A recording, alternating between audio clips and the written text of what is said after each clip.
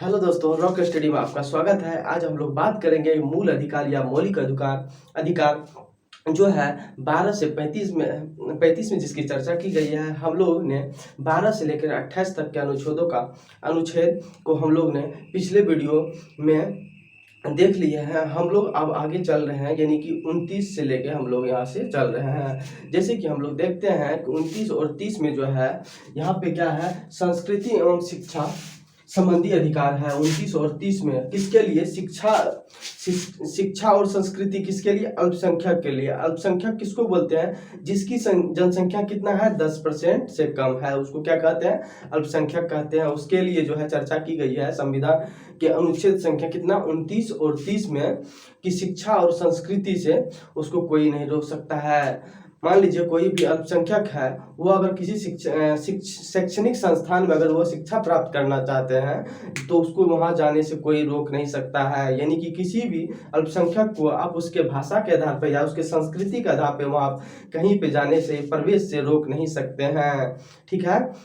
जैसे कि मान लीजिए, तो जैसे 10% से जिसका कम होता है उसे क्या कहते हैं? अल्पसंख्यक कहते हैं। मान लीजिए कोई भी अल्पसंख्यक है, मान लीजिए यहाँ पे क्या है, सिख है, अल्पसंख्यक है, तो उसको किसी भी शिक्षा लेने से उसको हम नहीं रोक सकते हैं। मान लीजिए उसका मन होगा कि हम जो अपना संस्कृति को फॉलो करते हुए कोई संस्था में शिक्षा लेने के लिए जाएंगे, तो उसके लिए हम उसको नहीं रोक सकते हैं। कौन सा अनुच्छेद के आधार पर? 29 के आधार पर हम नहीं रोक सकते हैं।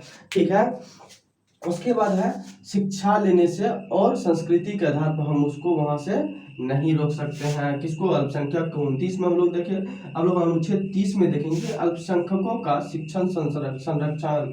अगर मान लीजिए अनुच्छेद 30 में इस चीज की चर्चा की है, मान लीजिए 29 में अगर किसी को दिक्कत हो गया कि हम मान लीजिए वहाँ पे बहुसंख्यक के बीच में अगर कोई अल्पसंख्यक अपने आप को जो है गिल्टी महसूस कर रहा है कि हम वहाँ शिक्षा नहीं ले सकते, हमको अपने आप में जो है एक कंफर्ट फील नहीं हो रहा है, तो उसके लिए क्या है, अल्पसंख्यक अपना एक शैक्षणिक संस्था या कोई जो तरह का संस्था वो चाहेंगे तो वो शैक्षणिक संस्था या किसी तरह का जहाँ अनकंफर्टेबल फील हुआ है उसको, उस तरह का संस्था वो खोल सकते हैं, वो भी सरकारी पैसे से। मगर जो है सरकार का टर्म्स एंड पॉलिसी का उसको ध्यान रखना पड़ेगा। हम लोग ने देखा 29 और 30 जिसमें अल्पसंख्यक की चर्चा की गई है, जिसमें शिक्षा और संस्कृति से उसको नहीं रोक सकते हैं।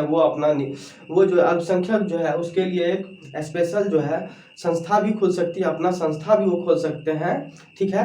वो अल्पसंख्यक के लिए वो भी सरकारी पैसा से, बशर्ते उसका टर्म एंड पॉलिसी को फॉलो करना पड़ेगा। हम लोग ने देखा 29 और 30 अनुच्छेद हम लोग आगे देखेंगे, जिसमें है कि हम लोग का 31 नंबर का अनुच्छेद है, जिसमें संपत्ति का अधिकार है। 44वां संविधान के संशोधन के तहत जो 1978 में 300 के कानूनी अधिकार बन गया। यानी कि क्या मतलब है कि हम लोग देखेंगे अनुच्छेद 31 जो है, अनुच्छेद 31 में क्या हुआ, अनुच्छेद 31 जो होता है संपत्ति का अधिकार था। क्या था? संपत्ति का अधिकार, जो कि संपत्ति का अधिकार जो है अब खत्म हो गया है। क्या चीज से? मूल अधिकार से। यानी कि संपत्ति का अधिकार को अब मूल अधिकार से हटा दिया गया है, क्योंकि पहले सरकार को बहुत सारी कठिनाई होती थी। जैसे पैतृक किसी का अगर भूमि है तो मूल अधिकार को कोई छीन नहीं सकता है, चाहे सरकार हो, कोई या कोई जनता हो। इसीलिए संपत्ति का अधिकार को क्या बना दिया गया है? कानूनी अधिकार बना दिया है। कौन सा? संविधान संशोधन के द्वारा, यानी 44वां संविधान संशोधन के द्वारा जो है 1978 में इसको 300 क के अंतर्गत जो है कानूनी अधिकार बना दिया गया है। किसको? संपत्ति का अधिकार को। आपका कानून का अधिकार, कानूनी अधिकार जो होता है उसको कौन छीन सकता है? कानूनी अधिकार को सिर्फ सरकार ले सकती है, बल्कि जनता नहीं ले सकती है। मगर मूल अधिकार को कौन ले सकती है? मूल अधिकार को कोई भी नहीं ले सकती है, नहीं जनता ले सकती है, नहीं सरकार छीन सकती है। इसीलिए जो है संपत्ति का अधिकार, यानी कि जो संपत्ति का अधिकार होता है वो पैतृक संपत्ति से इसका मतलब होता है, जिसको यानी कि 31 अनुच्छेद संख्या 31 से इसको हटा दिया गया है और 300 क में डाल दिया गया है। इसको कानूनी अधिकार बना दिया गया है। यानी कि संपत्ति का अधिकार जो है वो मूल अधिकार हो गया है। संपत्ति का अधिकार जो है उसको समाप्त कर दिया गया है। ठीक है। संपत्ति के अधिकार को कानूनी अधिकार बना दिया गया है। वो किस में डाल दिया गया है? 300 के क में डाल दिया गया है। हम लोग अब आगे देखेंगे। यहाँ देखिए, संपत्ति के अधिकार को 1978 में 300 का कानूनी अधिकार की तरह खत्म कर दिया है। कानूनी अधिकार को सरकार छीन सकती है, बट जनता नहीं। ठीक है। हम लोग देखेंगे आप संवैधानिक संवैधानिक उपचारों का अधिकार। अनुच्छेद 32 में क्या क्या चीज का चर्चा किया गया है? संवैधानिक उपचारों का, यानी कि इलाज का, संवैधानिक उपचारों का इलाज, यानी संवैधानिक का जो संविधान का उपचार है, इलाज का अधिकार किसमें है? अनुच्छेद 32 में है। जिसमें क्या है? अनुच्छेद 32 में क्या चीज की चर्चा की? उपचार। संविधान 32 को क्या बोला? उपचार। मूल अधिकार का हनन होने पर हम सुप्रीम कोर्ट सीधे जा सकते हैं, लेकिन वह हम मूल अधिकार ना हो तो एडमिट सूट के तहत जा सकते हैं। इसका मतलब क्या है? मूल अधिकार का, यानी अनुच्छेद 32 में स्पष्ट तौर से कहा गया है कि अगर हमारा कोई मूल अधिकार का हनन करता है तो हम सुप्रीम कोर्ट क्या करें? सीधे जा सकते हैं, न कि हमको मन होगा डिस्ट्रिक्ट कोर्ट जाएंगे। मतलब हम क्या करते हैं? मूल अधिकार खत्म होगा तो हम कोई भी डिस्ट्रिक्ट कोर्ट में बिना केस किए हुए भी हम क्या करते हैं? सुप्रीम कोर्ट सीधे जा सकते हैं। बट जो है, हाँ, अगर हमको कि कोई मेरा आपसी विवाद है या मारपीट या कोई भी तरह का है, कोई तरह गलती होता है, सबसे पहले हमारा केस कहाँ जाता है? डिस्ट्रिक्ट कोर्ट में, तब हाई कोर्ट में, तब सुप्रीम कोर्ट में। मगर उसके लिए जो है एडमिट सूट के तहत जाता है। मान लीजिए डीसी अगर चाहेगा, यानी कि डिस्ट्रिक्ट कोर्ट अगर चाहेगा कि आपका केस उस तरह से है कि जो कि डिस्ट्रिक्ट कोर्ट अगर नहीं फरिया सकता है तो एडमिट सूट के तहत जो है हाई कोर्ट में रेफर करेगा। ठीक है, अगर ठीक है उस तरह का अगर आपका मतलब कानून नहीं होगा तो इसको क्या करेगा? रिजेक्ट भी कर सकता है। मान लीजिए क्या होता है यहाँ पे, होता है क्या कि मान लीजिए डिस्ट्रिक्ट कोर्ट जो होता है, डिस्ट्रिक्ट कोर्ट ये हाई कोर्ट को भेजता है। हाई कोर्ट मान लीजिए यहाँ तक फैसला आया, उसके बाद यहाँ इसको लगा कि हमको यहाँ नहीं मिलेगा, हमको हाई कोर्ट जाना चाहिए। हाई कोर्ट जाने से पहले इसको एडमिट सूट को जो है एडमिट सूट देना पड़ेगा।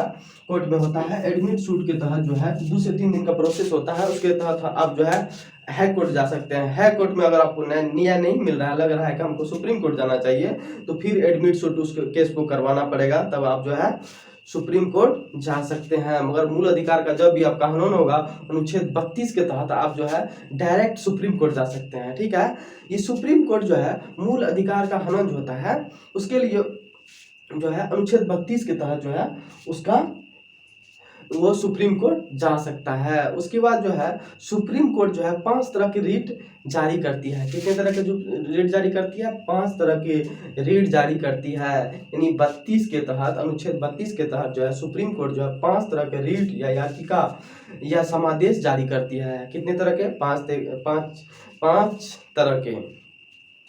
तरह के। और जो है ये 32 अनुच्छेद 32 के तहत जो है सुप्रीम कोर्ट जारी करता है। मगर जो है हाई कोर्ट जो करता है अनुच्छेद संख्या 226, यानी कि अनुच्छेद 226 के तहत जो है हाई कोर्ट रीट जारी करती है। और जो है सुप्रीम कोर्ट जो करती है अनुच्छेद 32 के तहत करती है।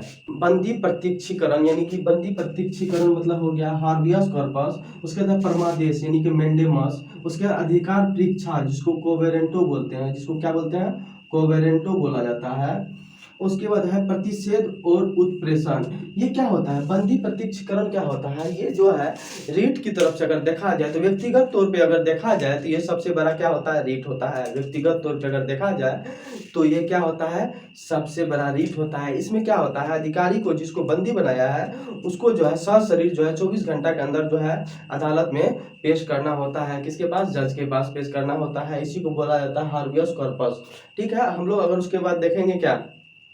परमादेश कब लाया जाता है? कोई भी अधिकारी अगर जो उसका अधिकार है, जो अपना कार्य को अगर निर्वहन अगर अच्छे ढंग से नहीं कर सकते हैं तो उस पर हम मेंडेमस ला सकते हैं। क्या ला सकते हैं? उस पर हम लोग मेंडेमस लगा सकते हैं, यानी कि उसमें परमादेश लगा सकते हैं। ठीक है, उस पर क्या लगा सकते हैं? आदेश यानी परमादेश लगा सकते हैं, मेंडेमस उस पर लगा सकते हैं। यानी कि कोई भी अधिकारी, कोई भी सरकारी अधिकारी अपने कर्तव्यों का निर्वहन अगर सही ढंग से नहीं कर रहा है तो उस पर हम लोग क्या लगा सकते हैं? मेंडेमस यानी कि परमादेश लगा सकते हैं। अगर उसके बाद हम लोग देखेंगे अधिकार परीक्षा जिसको कोवेरेंटो बोलते हैं। यदि यहाँ पे लिखा हुआ अधिकार से ज्यादा काम, यानी क्या होता है? कोई अधिकारी ऐसा भी होता है कि वो उसका जितना अधिकार है उससे ज्यादा कुछ कार्य करने लगता है, तो उसको क्या बोलते हैं? कोवेरेंटो।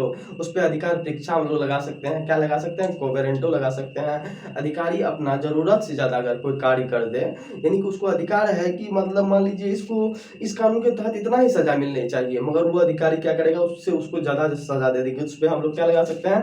कोवेरेंटो लगा सकते हैं। उसके बाद है प्रतिषेध और उत्प्रेषण। ये जो है दोनों न्यायालय से जुड़ी बातें हैं। क्या है? न्यायालय से जुड़ी बातें हैं। इसमें क्या होता है कि दोनों उत्प्रेषण और उत्प्रेषण और प्रतिषेध में क्या होता है कि ऊपरी न्यायालय जो है, ऊपरी न्यायालय जो है निचला न्यायालय को क्या करता है, आदेश देता है।